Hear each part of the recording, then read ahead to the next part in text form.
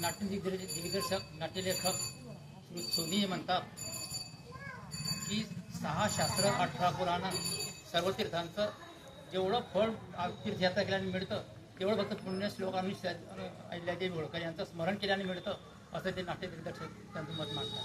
इतकी त्यांची विद्वत्ता आहे, उदात्तता आहे. तर त्यांच्याविषयी जेवढी माहिती माझ्याजवळ उपलब्ध आहे ती मी आपल्यासमोर मांडतो. अहिल्यादेवींचा जन्म इसवी सन 1725 अहमदनगर जिल्ह्यातील चोंडी या गावामध्ये झालेला आहे. जेव्हा अहिल्यादेवी आरती करत होत्या त्यांचा धार्मिक स्वभाव होता. तर आरती करत असताना ती आरती सांभाळून जाणाऱ्या मल्हारराव होळकरांनी आहे.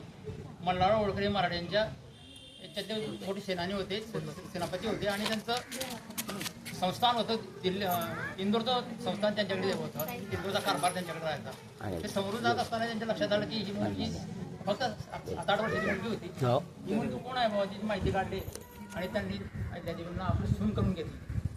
सून करून घेण्यानंतर ते होळकरांची सून झाली आणि ते इंदोरला प्रस्थान झालं.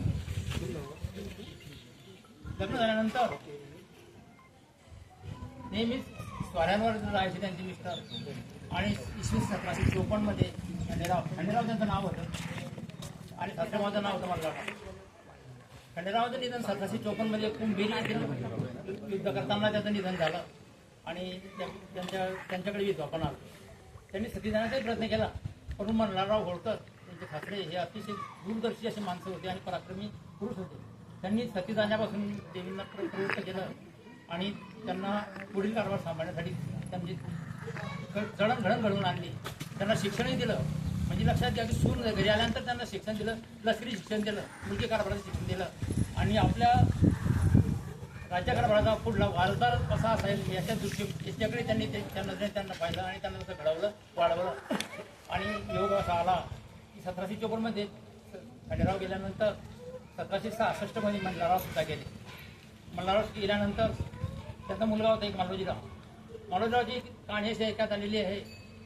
पहिल्यांदा त्यांचा हे सांगून देतो की 1767 त्यांच्याकडे कारभार आला, देवींकडे कारभार आला. कारण मालोजीराव सुद्धा वारले. 1754 नवरा वारला, 1766 सासरेभाऊ वारले, 1767 मुलगा वारला. असे अनेक संकट त्यांच्याकडे आले. म्हणजे जवळजवळ 23 मृत्यू त्यांनी प्रत्यक्ष पाहिले.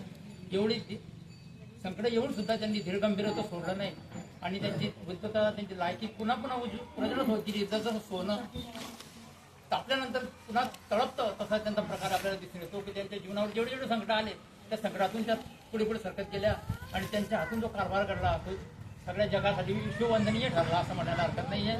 कारण आज शेकडो वर्षापासून सुद्धा त्यांचं लोक स्मरण करतात. तर 1767 त्यांनी राज्यकारभार हातात घेतला आणि आपल्या कामाची सुरुवात केली. तर त्यांच्या काळात 1767 हातात कारभार घेतल्यानंतर जो कारभाराची त्यांची जी चुरून दिसून आली त्यांनी ठिकठिकाणी धर्मशाळा बांधल्या, ठिकठिकाणी देवालय बांधले, ठिकठिकाणी तलाव बांधले, पाण्याचे हौद सुरू केले, अनेक महिन्यांचा जीर्णोद्धार केला. संपूर्ण त्यांचं क्षेत्र फक्त 2 जिल्हे होतं. इंदोरच्या जवळपास ते मालवा राज्य होतं त्यांचं. ते 2 जिल्हे त्यांच्या ताब्यात होते. परंतु त्यांचं कार्यक्षेत्र जे धार्मिकतेला प्रवृत्त होतं, जे समाजसेवेसाठी प्रवृत्त होतं अशी त्यांची जी विचारसरणी होती ती संपूर्ण भारतभर होती. त्यांच्या हातून बद्रीनाथ, केदारनाथ, रामेश्वर अशा ठिकठिकाणी, ओंकारेश्वर, गया अशा ठिकठिकाणी त्यांच्या हातून त्यांच्या हातून आणि म्हणून त्यांनी ते विश्ववंदनीय ठरल्या की त्यांनी नुसतं घराच्या कारभारच केला नाही तर अनेक समाजसेवेची कामं केला. आणि त्या काळामध्ये सुद्धा की जेव्हा आता आम्हाला आठवते की 50-60 वर्षांपूर्वी आम्ही लहानपणी असताना आम्ही नाशिक घ्यायला पाहिलेले होते. त्याच्यात 200-250 वर्षाच्या अगोदर होते. आता त्या काळात पैशाचे किती मूल्य असेल त्या काळात लाखो रुपये खर्च केलेले आहे. आणि आज असं म्हटलं जातं की आज गव्हर्नमेंट जेवढं वॉटर कन्झर्वेशनवर पाणी पुरवठ्यासाठी जेवढं गव्हर्नमेंट आज खर्च करत नाही त्याच्यापेक्षा अधिक खर्च त्या काळात झालेला आहे. मी विचार करा की तो पैसा किती खर्च केलेला असेल. त्यांनी स्वतःच्या संपत्तीमधूनही तो खर्च केला आणि जगाचा उद्धार करण्यासाठी प्रयत्न केला. त्यांची राजधानी होती इंदोर नंतर त्यांनी आपली राजधानी कसरावला आणली. कसरावमध्ये त्यांचा मोठा किल्ला आहे आणि तिथे सगळे संस्थान आहेत आणि तिथे सगळ्या प्रकारची सुविधा त्यांनी उपलब्ध केलेल्या आहेत. तिथले जे महेश्वर, नर्मदा काठी महेश्वर होतं त्या महेश्वरला त्यांची कसरावच्या बाजूला महेश्वर आहे, महेश्वरला त्यांची राजधानी होती. तिथे तोफ वगैरे सगळं आधी पाहायला मिळतं. तर अशा प्रकारे त्यांच्या त्यांच्या अजून अनेक प्रकारची मोठमोठी कामं घडली आणि ज्यांच्यासाठी त्यांना आदरणीय असं मानलं जातं अशा देवतुल्य सुद्धा त्यांची पदवी झालेली आहे. जगामध्ये आपल्यापेक्षा पाश्चिमात्य राष्ट्र स्त्रियांना मोकळीक देण्यासाठी पुढे होते. स्त्रियांना शिक्षण आपल्यापेक्षा पहिल्यांदा तिकडे सुरू झालेलं आहे.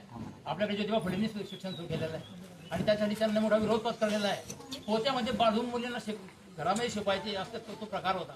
सखीची चाल आपल्याकडे होती. त्या काळामध्ये सुद्धा एवढ्या विरोधाला सहन करून त्यांनी सगळं जे झेललं, मुली घडवल्या, तेच हे घडवला आणि जगाच्या पाठीवर आपल्यापेक्षा पुढे असणाऱ्या पाश्चिमात्य राष्ट्रांपेक्षाही अधिक मोठं काम त्यांनी करून दाखवलं. त्यांच्या कामाची सुरू सगळ्या जगाला दिसून आली म्हणून त्या आज विश्वविद्यालय ठरल्या. अशा विश्वमातेच आपण वंदन करूया.